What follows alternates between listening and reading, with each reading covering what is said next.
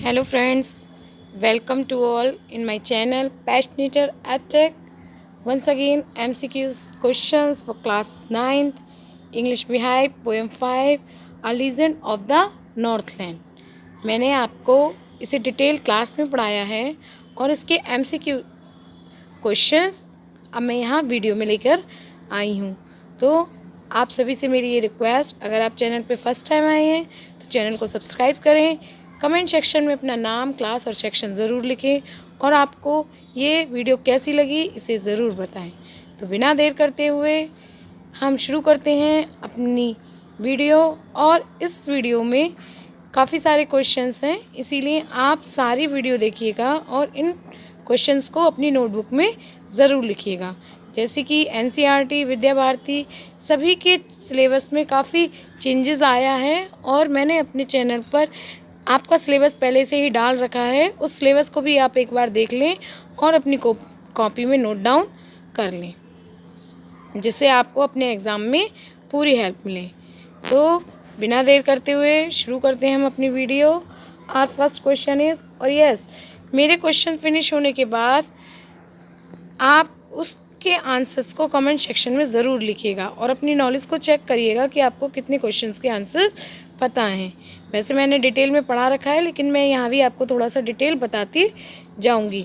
Video अगर लंबी हो जाए तो कोई बात नहीं, आपको अपना चैप्टर फिनिश करना है, अपने क्वेश्चंस कंप्लीट करने हैं, इसलिए आप सारे क्वेश्चंस को देखेंगे। Now starts. Our first question is, what happen to the old women's clothes. जो ओल्ड वुमेन्स थी, यानी चैप्टर में, उस पोएम में जो ओल्ड वुमेन थी उसके क्लॉथ्स के साथ क्या हुआ। Option A, they were one black as she went up through the chimney. वे काले हो गए थे क्योंकि वह चिमनी से बाहर गई थी। Option B, they were lost in the woods. वे जंगल में खो गए थे। Option C, they were taken away by the thieves. उनको चोर चुरा कर ले गए थे। या फिर option D, they were torn by the wild animals, या उनको जंगली जानवरों ने फाड़ दिया था।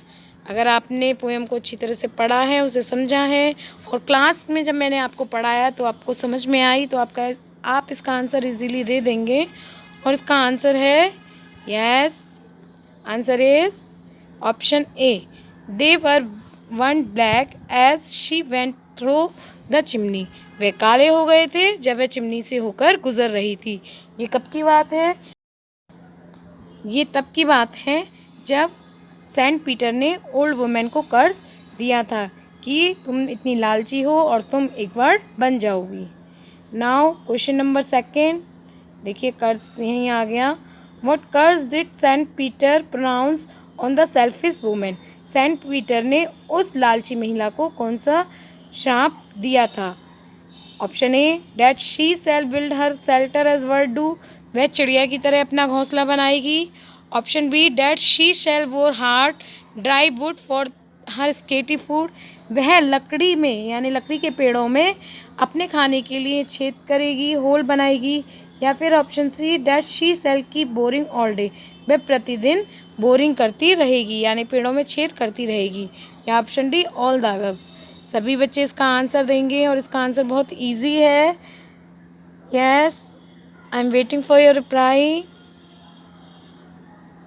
Yes, and answer is option D, all the above. यानी सेंट पीटर ने उस लालची महिला को ये तीनों काम करने का श्राप दिया था, कर्ज दिया था कि वह चिड़िया की तरह अपना घोंसला बनाएगी, अपने छोटे छोटे खाने के लिए परेशान होगी और पूरे दिन होल में, यानी ट्री में होल करती रहेगी। Now question number 3, what made Saint Peter angry.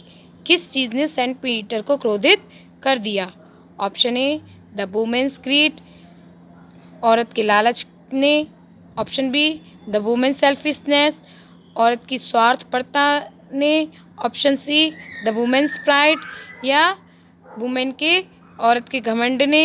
या option D, the women's kindness, या औरत की दयालुता ने। और आपको ये ऑप्शन लगभग सेम लग रहे होंगे, पर इसका राइट आंसर है यस, आंसर इज सी। क्या ये सही है? No, right answer is option B, the women's selfishness, यानी स्टोरी में आपने पोएम में आपने पढ़ा है कि लेडी सेंट पीटर को एक छोटा सा केक भी नहीं दे सकी थी, वह इसे खुद खाना चाहती थी और किसी को देने के लिए उसे वह केक बहुत बड़ा लग रहा था। Now question number 4, the little women baked a cake for Saint Peter, then why did she not give it to him. देखिए, एक क्वेश्चन से दूसरा क्वेश्चन रिलेट है, लेकिन ज़रूरी नहीं है एग्ज़ाम में आपको ये क्वेश्चन साथ मिले, तो आपको क्वेश्चंस को समझना बहुत ज़्यादा ज़रूरी है और इसीलिए मैं इन क्वेश्चंस को एक्सप्लेन करती हूँ, जिससे आपको एक बार चैप्टर पूरा रिवाइज हो जाए। तो ऑप्शन देखते हैं हम। Option A, she thought it was too big to give away, उसने सोचा था कि यह किसी को देने के लिए बहुत बड़ा है।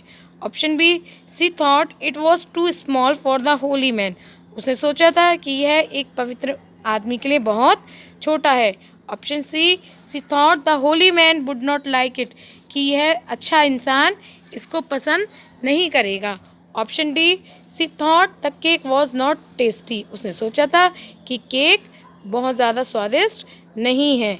तो आपको इसका रिप्लाई करना पड़ेगा, जब लेडी ने केक बना दिया था तो उसने सेंट पीटर को क्यों नहीं दिया था। उसका राइट आंसर है yes, I am waiting for your reply. सारे स्टूडेंट्स क्वेश्चंस का आंसर कमेंट सेक्शन में ज़रूर लिखा करें, जिससे आपकी प्रैक्टिस होती जाएगी। And answer is yes, option A, she thought it was too big to give away, उसने सोचा कि यह किसी को देने के लिए बहुत ही ज़्यादा बड़ा है, वो लालची थी ना, इसलिए। Now question number 5, what did Saint Peter ask for from the little women, Saint Peter ने उस लिटिल वुमेन से क्या मांगा, किस चीज़ की डिमांड की। Option A, a single cake, option B, a dozen cakes, option C, a loaf of bread, option D, something to eat, यानी एक केक मांगा था, एक दर्जन केक मांगे थे, एक ब्रेड का टुकड़ा मांगा था, या कुछ खाने के लिए मांगा था। तो आपको पता है, पोएम में आपने पढ़ रखा है सेंट पीटर ने क्या मांगा था। और सेंट पीटर कौन थे, मैंने आपको पोएम पढ़ाते समय बताया था कि ये प्रभु ईसा मसीह के 2 शिष्यों में से एक थे, जो उनके अनुसार पूरी धरती पर उपदेश देते रहते थे। और उस दिन उपदेश देते हुए बहुत रात हो गई थी, वह बहुत भूखे थे, और जब वह धरती पर कुटिया के पास आए तो उन्होंने लिटिल वुमेन को केक बनाते हुए देखा, और उन्होंने किस चीज़ की डिमांड की उससे। Yes, option A, a single cake, एक सिंगल केक की डिमांड दी। लेकिन लिटिल वुमेन बहुत ग्रीडी थी, बहुत सेल्फिश थी, उसने उनको एक भी केक नहीं दिया। Now question number 6, what was the little women doing when Saint Peter went to her, वह लिटिल वुमेन क्या कर रही थी जब सेंट पीटर उसके पास आए। तो जैसे मैंने अभी पहले क्वेश्चन में बता दिया है आंसर में क्या कर रही थी, लेकिन आपको फिर भी इसका आंसर देना है। Option A, she was eating cakes, वह केक खा रही थी। She was giving away cake to the poor, वह गरीबों को केक दे रही थी। She was making and baking cakes, वह केक बना रही थी। और option D, she was putting cake on the shelf, या वह शेल्फ में केक को रख रही थी। बताइए, सभी लोग इसका आंसर बताएंगे। I am waiting for your reply. Yes, and answer is option C, she was making and baking cakes, वह केक को बना रही थी। Now question number 7, how do the children bearing furry clothes looks, children उन furry clothes को पहनकर किस तरह से लगते थे। वहाँ बहुत ज़्यादा ठंड पड़ती थी, इसीलिए वहाँ के बच्चे फर के कपड़े पहनते थे, और फर के कपड़े पहन के वो किस तरह से लगते थे, आपको ये ऑप्शन में बताना है। दे लुक लाइक लिटिल पप्स, वह एक छोटे पिल्ले की तरह लगते थे। दे लुक लाइक फॉक्सेस, वह लोमड़ी की तरह लगते थे। दे लुक लाइक फॉन्स, वह फॉन्स की तरह लगते थे। या फिर option D, they look like bear's cub, या वह छोटे प्यारे भालू के बच्चे की तरह लगते थे। और आपको पता है, जब बच्चे फर के कपड़े पहनते हैं और तो उनके 2 कान हो जाते हैं, और वो कैसे लगते हैं। Yes, option A is right. No, option A is बिल्कुल रॉन्ग है, और option D is absolutely right, they look like bear's cub, वे बिल्कुल भालू के बच्चे की तरह लगते थे। Now question number 8, what can't people sleep through the winter's nights in Northland. Northland के जो निवासी थे वो पूरी रात क्यों नहीं सोते थे। ये स्टार्टिंग की लाइंस में ही है और मैंने आपको बताया भी है, लेकिन आप ऑप्शन देखिए और रिप्लाई करिए। Because the nights are too short there, क्योंकि वहाँ रातें बहुत छोटी होती थी। Because the nights are too long there, क्योंकि वहाँ रातें बहुत लंबी होती थी। Because it is all the time night there, वहाँ पूरे समय ही नाइट रहती थी। या फिर because there is no night there, और वहाँ पर कभी भी रात नहीं होती थी। आपको इसका आंसर देना है। यस, एंड इस answer is, I am waiting for your reply. आप सभी लोग इसका आंसर लिखेंगे। Yes, answer is option A no, option C no, option D no, and its answer is option B, because the nights are too long there, क्योंकि वहाँ रातें बहुत लंबी होती थी और वह पूरी रात नहीं सोते थे। Now question number 9, where is the Northland situated. Northland कहाँ पर स्थित था, सबको पता है ना, पोएम में मैंने पढ़ाया है, बहुत अच्छी तरह डिस्क्राइब भी किया है। लेकिन आप चलिए ऑप्शन में देखिए और बताइए। इट इज़ नियर स्कॉटलैंड, यह स्कॉटलैंड के पास था। इट इज़ इन हॉलैंड, यह हॉलैंड में है। It is an Iceland of New Zealand, यह न्यूजीलैंड का एक आइसलैंड है या द्वीप है। या it is an Iceland of Ireland, या ये आयरलैंड का एक द्वीप है। बताइए,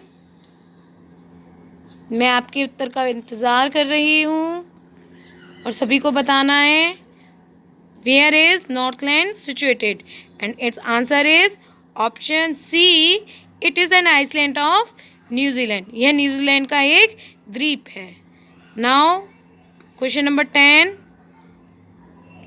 what was the selfish women change into. जो सेल्फिश वुमेन थी, जो लेडी सेल्फिश थी, वो किस में बदल गई। आपको पता है सेंट पीटर ने उनको कर्ज दिया था और लेडी ने उनको केक नहीं दिया, उनको भूख लग रही थी, वे बहुत ज़्यादा थके हुए थे। तो सेंट पीटर ने गुस्से में आके उन्हें क्या बना दिया था, इनटू ए फॉक्स, एक लोमड़ी बना दिया था। इनटू ए क्रो, एक कौवा बना दिया था। इनटू एन ईगल, एक बाज बना दिया था।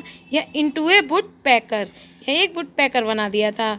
और ये क्वेश्चन किसी भी बच्चे का गलत नहीं होना चाहिए, क्योंकि ये क्वेश्चन बहुत इजी है और सारी स्टोरी इसी क्वेश्चन पर आधारित है। और इसका सही आंसर है यस, ऑप्शन ए, नहीं, option D, into a woodpecker. यानी सेंट पीटर ने उस ओल्ड लेडी को वुड पैकर बना दिया था। वुड पैकर को हिंदी में कटफोड़वा कहते हैं, यानी वो चिड़िया जो अपने खाने के लिए पेड़ों में पूरे दिन छेद करती रहती है। Now question number 11, where did the story of this poem occur, यानी यह कहानी किस जगह से ली गई है। Option A Switzerland, option B Scotland, option C Northland and option D Netherland. और जिस तरह से इस स्टोरी का टाइटल ही है अ लीजेंड ऑफ अ नॉर्थलैंड, तो आप इस क्वेश्चन को बिल्कुल भी गलत नहीं करेंगे और इसका सही आंसर ही कमेंट सेक्शन में लिखेंगे। Yes, its answer is option C Northland, यानी एक पोयम नॉर्थलैंड से ली गई है। वहाँ की एक लीजेंड है। लीजेंड क्या होता है, फोक टेल होती हैं, यानी दंत कथाएँ। जिस तरह से हमारे भारत में है कछुए की, खरगोश की, या फिर बेताल पच्चीसी की, बहुत सारी कहानियाँ हैं पंचतंत्र की, उसी तरह से ये भी नॉर्थलैंड की एक फोक टेल है। Now question number 12, what is the rhyming scheme of the poem. Poem की राइमिंग स्कीम क्या है। राइमिंग स्कीम का मतलब है लय। लास्ट में पोएम में किस तरह की लय होती है, किस तरह की रिदम होती है। Option A 4 line stanza with ABCD rhyming scheme, option B 3 line stanza with AABC, option C 5 line stanza with IBBCC, या option D none. And its answer is सबको पता है ये जो पोएम है ये, yes, option A is right, 4 line stanzas with ABCD rhyming scheme. सबको पता है ये पोएम 4 लाइन स्टैंजा में है और जो इसकी first, second, third, fourth line है उनकी राइमिंग आपस में नहीं मिलती है, इसीलिए इसको 4 line stanza with ABCD rhyming scheme कहा गया है। ये एक लिटरेरी डिवाइस है जिसको आपको पढ़ना है। इसी तरह के और भी क्वेश्चंस हैं, हम उन्हें देखेंगे। Now question number 13, quote example of alliterations used in the poem. Alliteration एक फिगर ऑफ स्पीच होती है, उसका एग्जाम्पल पोएम में कहाँ कहाँ लिया गया है, किस किस लाइन में लिया गया है, आपको ये बताना है। Option A, tell the tales to you, faint, option B, faint with fasting, option C, cakes that seems too small, option D, all. Alliteration को हिंदी में अनुप्रास कहते हैं और अनुप्रास अलंकार का मतलब है एक ही जैसे वर्ण का बार बार प्रयोग होना, तो चाहे वो पोएम हो। तो यहाँ देखिए, tell the tales to you यानी TT 4 टाइम्स यूज हुआ है, तो इसमें एलिट्रेशन है। फेंट विथ फास्टिंग, इसमें भी F 2 बार प्रयोग हुआ है, तो इसमें भी एलिट्रेशन है। Cakes that seems too small, इसमें भी S का प्रयोग कई बार हुआ है, इसीलिए यहाँ भी एलिट्रेशन है। तो इसका राइट आंसर आप समझ गए होंगे, option D, all. Okay, now question number 14, which literary device has been used in this poem. Poem में मैंने अभी आपको बताया था ना, एलिट्रेशन एक लिटरेरी डिवाइस है, और किन लिटरेरी डिवाइस का प्रयोग हुआ है। Option A, irony, option B, alliterations, option B, personification, option C, all. और जैसे कि अभी मैंने आगे वाले क्वेश्चन में क्लियर कर दिया है कि इसमें एलिट्रेशन का प्रयोग बहुत ज़्यादा किया गया है, तो इस पोएम में एलिट्रेशन का यूज़ हुआ है। Now question number 15, what made Saint Peter angry with the women. Saint Peter women से क्यों एंग्री हो गए थे। ऑप्शन ए, हर केक्स, उसके केक के लिए, option B, she made a thin cake for him, उसने उन्हें बहुत छोटा सा केक दिया था, option C, her greedy action, उसके लालच के कार्य के लिए, या ऑप्शन डी, ऑल, सभी के लिए। बताइए। यस, अगर आपने पोएम को ढंग से पढ़ा है, रीड करा है, क्लास में ध्यान दिया है, तो आप इसका आंसर इजीली दे देंगे। और कुछ दिनों बाद मैं इसकी डिटेल वीडियो भी बना दूंगी, और अगर आपको चाहिए तो आप मुझे कमेंट सेक्शन में लिख के बताएंगे। और इसका आंसर है yes, option C, her greedy action. I hope आपको यह वीडियो और इसके क्वेश्चन आंसर MCQ बहुत अच्छी तरह से समझ में आ गए होंगे। और अगर आपको समझ में नहीं आए हैं तो एक बार ये वीडियो दोबारा से देख लें और इसके क्वेश्चन आंसर नोटबुक में ज़रूर राइट डाउन कर लें, क्योंकि इस समय MCQ के बेसिस पे ही आप अपना एग्ज़ाम क्लियर कर सकते हैं। लेकिन MCQ केवल आप इस तरह से नहीं कर सकते, उसके लिए आपको डिटेल वीडियो या डिटेल चैप्टर भी पढ़ना पड़ेगा। 1 बाय 1 आपको चैप्टर को समझना पड़ेगा और सारे MCQ लगाने पड़ेंगे, तभी आप किसी एग्ज़ाम को क्लियर कर सकते हैं। तो मिलते हैं इसी तरह की नई वीडियो के साथ। आप नए आए हैं तो चैनल को सब्सक्राइब करें, अपने फ्रेंड को शेयर करें, लाइक कमेंट करें, और अपना नाम, अपनी क्लास और अपना सेक्शन कमेंट बॉक्स में लिखना ना भूलें। Bye bye, have a nice day.